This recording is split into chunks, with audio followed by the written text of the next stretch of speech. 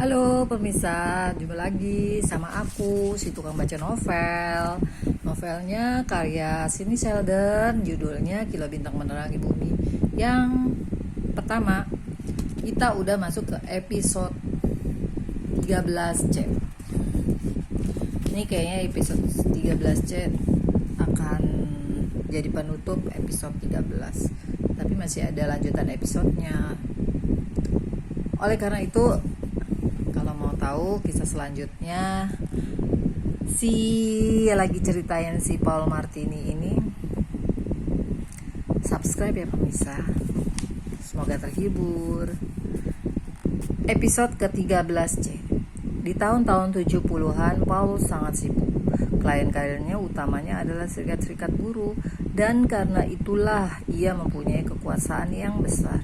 Pimpinan perusahaan dagang dan industri tunduk kepadanya. Suatu hari, Paul sedang lunch dengan salah seorang kliennya, Bill Rohan, seorang bankir terkemuka yang tidak tahu apa-apa mengenai latar belakang keluarga Paul. Kau seharusnya masuk Sunny Valley, klub golfku, kata Bill Rohan. Kau main golf kan? Kadang-kadang, kata Paul, kalau ada waktu senggang. Bagus, aku anggota Dewan Penerimaan. Kau mau kudaftarkan sebagai anggota? Aku senang sekali. Minggu berikutnya Dewan berapat untuk memperbincangkan penerimaan anggota baru. Namanya Paul Martin disebut-sebut. Aku bisa merekomendasikan dia, kata Bill Rohan. Dia orang baik. John Hammond, anggota Dewan yang lainnya, berkata, iya, orang Italia kan? Kita tidak memerlukan orang kampungan di klub ini, Bill. Bankir itu memandang dia. Jika kau akan menolaknya, jadi kau akan menolaknya. Kau benar sekali, aku akan menolaknya. Oke, kalau begitu ia ditolak. Selanjutnya, rapat itu dilanjutkan. 2 minggu kemudian, Paul Martin lunch lagi dengan bankir itu. Aku sudah mulai latihan golf loh, kata Paul bercanda. Bill Rohan merasa malu. Ada sedikit masalah, Paul. Masalah? Aku telah mencoba mengusulkan keanggotaanmu, tapi rupanya salah seorang anggota dewan menolak. Oh, mengapa? Jangan diambil hati. Ia itu fanatik. Dia tidak suka orang Italia. Paul tersenyum. Tidak apa-apa. Bill banyak yang tidak suka orang Italia. Orang ini Mr. Hammond, John Hammond, pengusaha daging itu. Ya, dia akan berubah nanti. Aku akan bicara lagi padanya. Paul menggelengkan kepala. Jangan repot-repot. Terus terang saja, sebenarnya aku kurang getol main golf.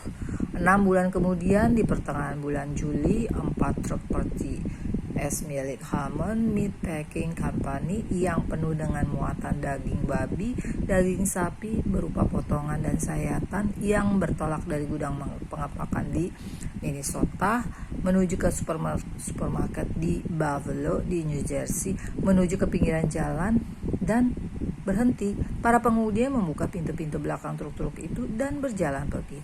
Ketika John Hammond diberitahu tentang kejadian itu, ia marah besar. Ia memanggil manajernya. Gila, ini ada apa? Ia membentak. $1,5 juta daging akan membusuk di jalan. Bagaimana bisa begitu? Serikat buruh melancarkan pemogokan, kata sang mandor. Tanpa memberitahu kita, mengapa mereka mogok? Minta upah naik. Mandor itu mengangkat pundak. Saya tidak tahu. Mereka tidak mengatakan apa-apa kepada saya.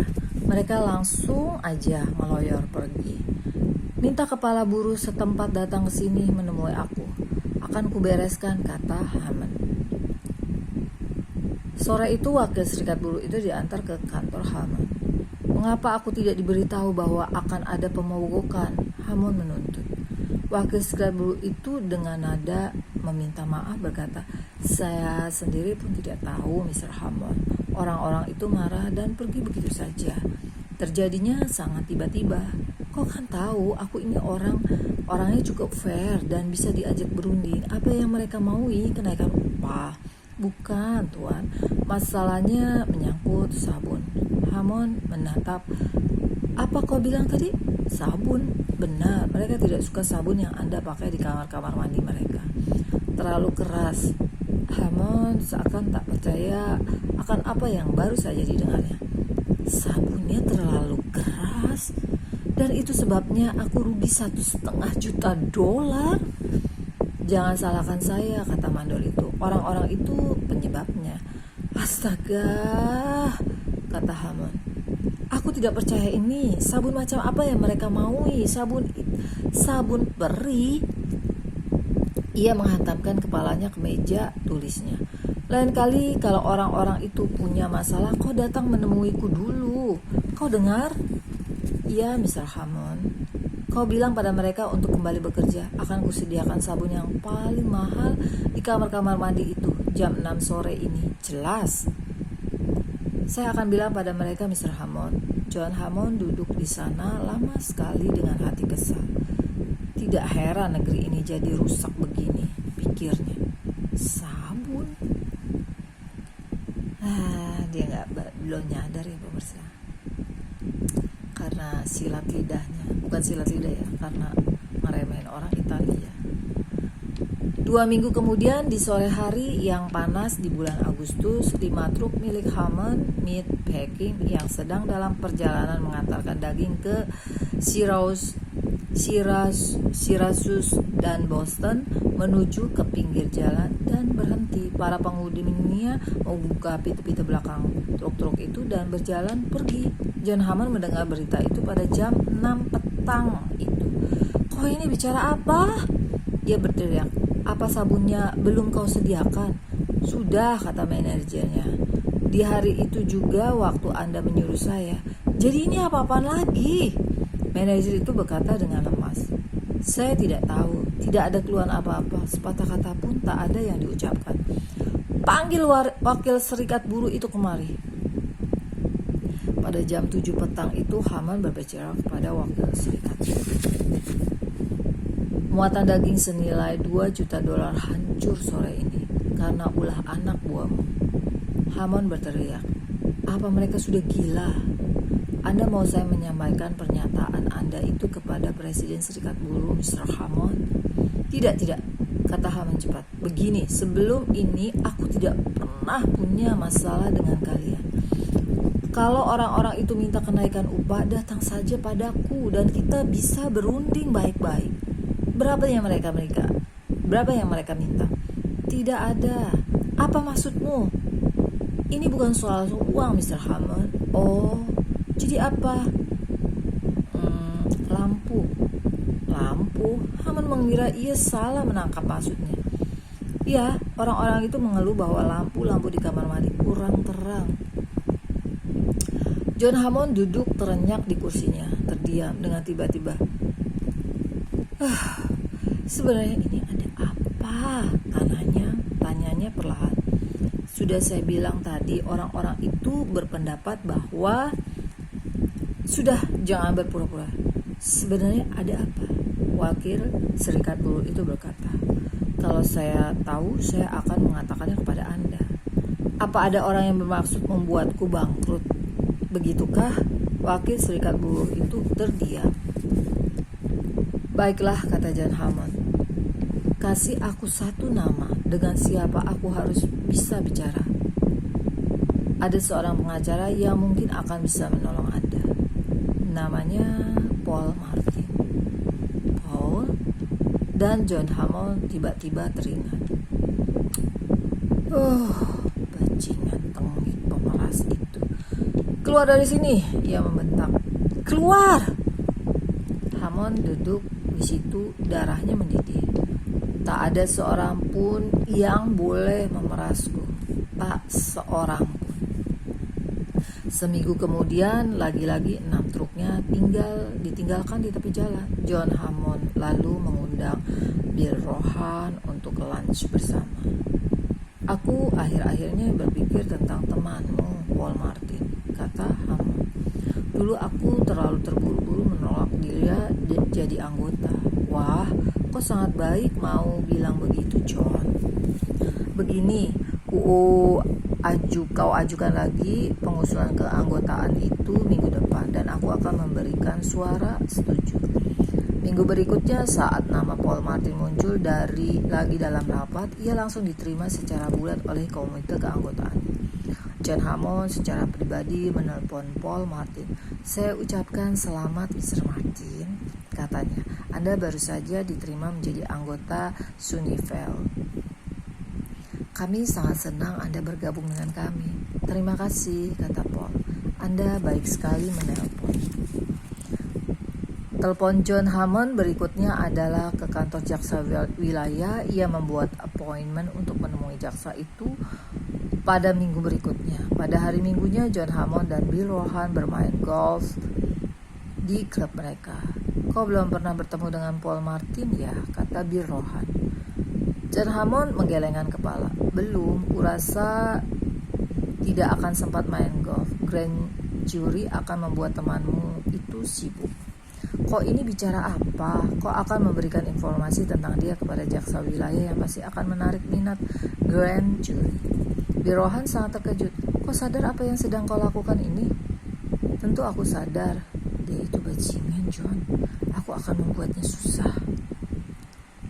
Hari Senin berikutnya, dalam perjalanan menuju kantor jaksa wilayah, John Hammond tewas dalam suatu kecelakaan tabrak lari. Tidak ada saksi. Polisi tidak pernah menemukan penabraknya. Sesudah itu, setiap hari Minggu, Paul Martin membawa istri dan anak-anaknya ke Sunnyvale Club untuk makan siang. Buffetnya sangat lezat di sana. Paul Martin sangat serius dengan janji-janji perkawinannya.